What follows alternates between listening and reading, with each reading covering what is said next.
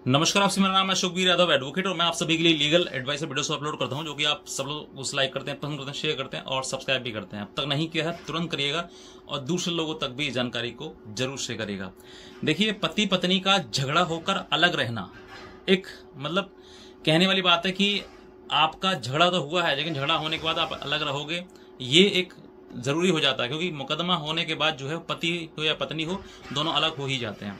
तो आज मैं आपको ये बताना चाहता हूं कि आप अगर पति पत्नी हैं और आपने लड़ाई झगड़ा करके अलग रह रहे हैं, तो मैं ये आपको एडवाइस करना चाहूंगा कि आप अलग मत रहिए, क्योंकि अगर अलग रहे तो वही होगा जो मैं आपको इस वीडियो में बताऊंगा। आप पूरा वीडियो का समझिएगा, लेकिन उससे पहले मैं आपको ये बताना चाहता हूं कि एक हमारा व्हाट्सएप ग्रुप है जिसमें आपको लेटेस्ट जानकारी, अपडेट्स और जजमेंट्स वगैरह प्रोवाइड करता रहता हूं। तो आप उसका लिंक मैंने इसी वीडियो के नीचे डिस्क्रिप्शन में दिया हुआ है, उसको आप जरूर देख लें और उसको फॉलो करना है। और एक कल ही मैंने वीडियो बनाया था, उसमें भी मैंने आपको बहुत सारी जानकारी दी है, उसका भी आप लिंक मैंने इसी वीडियो के नीचे डिस्क्रिप्शन में दिया हुआ है, उसको आप क्लिक करके जरूर देख लें। बहरहाल बात करते हैं कि देखिए, पति पत्नी का झगड़ा एक दूसरे को अलग कर देता है, और जब पत्नी मुकदमाबाजी कर देती है तो 100% अलग होना ही होना है।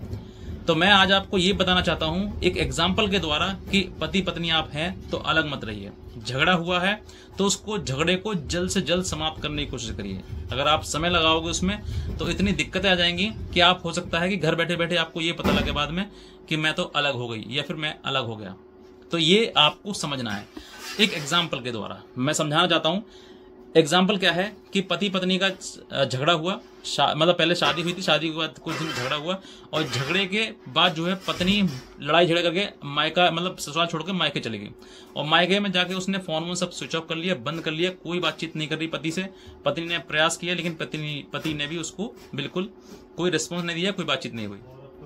अब इसके बाद जो है उसने फोन स्विच ऑफ कर लिया, हो सकता है चेंज कर लिया, एक कारण क्या रहा हो क्या नहीं पता, वो बात की बात है, लेकिन कहीं ना कहीं उस व्यक्ति ने, उस लड़की ने जो है पत्नी ने अपना फोन बंद कर लिया।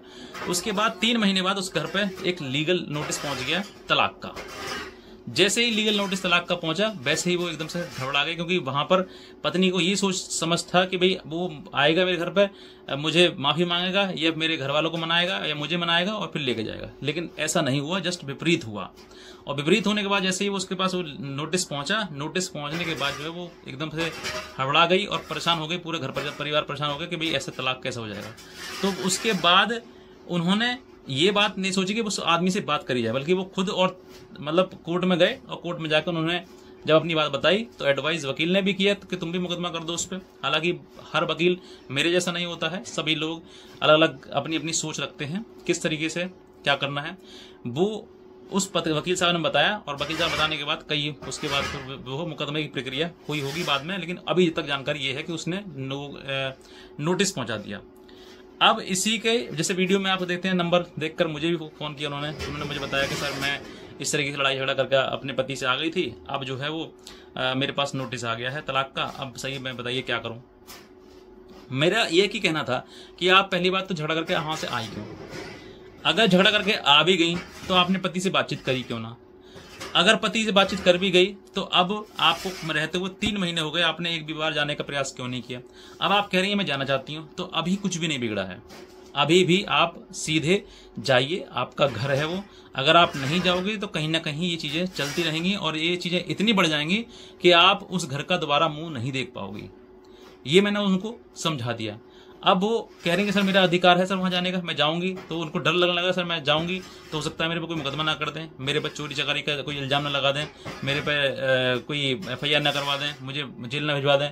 इस तरीके से वो डर बैठ गया, क्योंकि कहीं ना कहीं झगड़े के बाद डर ही बैठता है।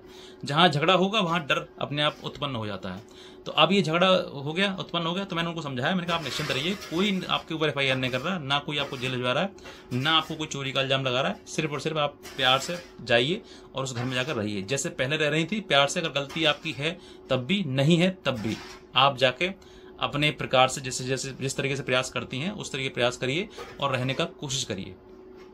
और अगर मान लीजिए गलती नहीं भी है आपकी, मैं कहता हूँ गलती आपकी कुछ नहीं है, फिर भी आप एक बार पति को जाकर सॉरी बोल दीजिए, माता पिता है उसको सॉरी बोल दीजिए। छोटी सी बात है, सॉरी बोलने में क्या दिक्कत आ रही है? मन अपना थोड़ा सा उदास करके बोल दीजिए, बात खत्म हो जाएगी यहीं पे। लेकिन अगर इस चीज को बढ़ाओगे तो हो सकता है आगे बढ़ जाए। तो काफी चीजें ये हुई, मैंने समझा दी उनको, उनके समझ में आ गई। लेकिन अब इस पूरी बातचीत से जो एक सार निकलता है, जो एक सीख निकलती है, वो क्या है? आज के समय में रिश्ता इतने कमजोर हो गए हैं कि अगर पति हो या पत्नी हो, अगर उससे बातचीत नहीं कर रहा है पति या फिर पत्नी बातचीत नहीं कर रही है, तो वो कहीं ना कहीं दूसरा रास्ता निकाल लेते हैं। चाहे पति हो या पत्नी हो, आप मुकदमेबाजी कर रहे हैं, आप घर पर रह रहे हैं और पति से अलग हैं या फिर पत्नी से आप अलग हैं, तो कहीं ना कहीं कोई ना कोई ऐसा रास्ता निकल जाता है अपने आप में कि वो आप जो है उस व्यक्ति से अटैच हो जाते हैं। बात समझिए मेरी क्या कहना चाह रहा हूं मैं। ये ऐसा बता रहा हूं जो आप कानून से बाहर है। आप 3-4 महीने 6 महीने अपने घर पर रहेंगे, या फिर लड़की हो या लड़का हो कहीं से भी, तो कहीं ना कहीं वो चीजें एक और अन्य व्यक्ति से जुड़ जाती हैं, जो व्यक्ति आपके जीवन में आना बिल्कुल ही गलत है। ऐसा ही कहीं ना कहीं ये चीजें होती हैं। और आज के टाइम में एक दूसरे पर कोई भी पेशेंस वाली बात है ही नहीं। लड़का गया, मतलब पत्नी छोड़ के चली गई है, तो पति सीधे मुकदमा तलाक लगा देता है और लगा तलाक लेने का तलाक ले चला, तलाक बाद में हो या ना हो, लेकिन तो तलाक का मुकदमा डालकर नोटिस भेज देता है। और उसके बाद पत्नी फिर जाती है कोर्ट, तो कोर्ट 3 मुकदमे लगा देती है, क्योंकि उसके पास भी 3 अधिकार हैं, मेंटेनेंस का, घरेलू हिंसा का और 498 का। तो वो 3 मुकदमे जाके लगा के अपने घर जाकर बैठ जाती है। तो ये चीजें आप समझिए, आज का जो दौर चल रहा है, जो घटनाएं घटित हो रही हैं, उस वजह से अगर आपने किसी प्रकार पत्नी के पास कानूनी अधिकार है, ज्यादा है पति से, तो पत्नी ने अगर उनका किसी का भी इस्तेमाल किया, तो पति के दिमाग में वो सब घटनाएं घूमने लगती हैं जो घटनाएं आजकल हो रही हैं। पति को लेकर पत्नियां मार रही हैं, उनको जहर दे रही हैं, उनको ड्रम में बंद कर रही हैं, उनको मरवा रही हैं, उनको सांप से कटवा रही हैं, पता ना क्या करवा रही हैं, मतलब कहीं ना कहीं मृत्यु हो रही है। तो इसी वजह से जैसे ही कोई पत्नी अपने ऊपर पति के ऊपर कोई मुकदमा कर देती है या कोई अलग होकर झगड़ा करना शुरू कर देती है, तो फिर उसके दिमाग में वो सब चीजें घूमने लगती हैं। और वो नहीं घूमती हैं, समाज भी उनके दिमाग में घुमा देता है, उनके घर वाले घुमा देते हैं कि भैया देखो ऐसा हो रहा आजकल, तुम्हारी पत्नी ठीक नहीं है, पड़ोसी बता देते हैं, रिश्तेदार बता देते हैं, अरे वो तो ठीक नहीं है, वो ऐसा नहीं है, वैसा नहीं है। तो 50 दिमाग में जब बातें होंगी, तो आपको कितना भी प्यार अच्छा क्यों ना हो, वो कहीं ना कहीं टूट ही जाता है। आप इन बातों को गहराई से समझिएगा। मैं कानून से बाहर बता रहा हूं सब चीजों के लिए, क्योंकि कानून बाद में आती है, पहले दिमाग में आपके वो फितूर उत्पन्न होता है, जिस फितूर की वजह से आपके रिश्ते टूट जाते हैं। तो अगर आपने किसी प्रकार से लड़ाई झगड़ा हो गया, तो उसको जल्द से जल्द खत्म करने का प्रयास करिए, पत्नी की ओर से भी और पति की ओर से भी, दोनों से कह रहा हूं मैं, कोई एक स्पेसिफिक व्यक्ति के लिए नहीं कह रहा हूं, दोनों के लिए कह रहा हूं। क्योंकि अगर ऐसी चीजें हुई तो तलाक का मामला जल्दी पड़ जाता है, और दूसरा कि तलाक का ग्राउंड बन जाता है। अगर 2 साल से अधिक आप अलग रहे पति पत्नी, तो आपके पास एक ग्राउंड बन जाता है तलाक का, जिसके आधार पर आप तलाक ले सकते हैं। तो आपको करना ही क्यों है सब कुछ ये? इससे बेहतर है कि जहां झगड़े हों वहां पर जल्द से खत्म कर लिए जाएं। अगर नहीं करोगे तो आज दूर रह रहे हो, फिर हमेशा हमेशा के लिए आप दूर ही हो जाओगे। यही इस वीडियो का बनाने का मेरा उद्देश्य था कि आप दोनों साथ रहें, जैसे हो सकता है वैसे रहें। इतना ही कहना चाहूंगा। नए हैं सब्सक्राइब कर लें। हमारा व्हाट्सएप ग्रुप है, उसका लिंक मैंने इसी नीचे वीडियो में दिया हुआ है, उसको क्लिक करके फॉलो कर लीजिए, ताकि भविष्य में आपको लेटेस्ट जानकारी, अपडेट्स वगैरह, जजमेंट वगैरह मिलते रहें। और आज का वीडियो देखने के लिए आपसे बहुत धन्यवाद।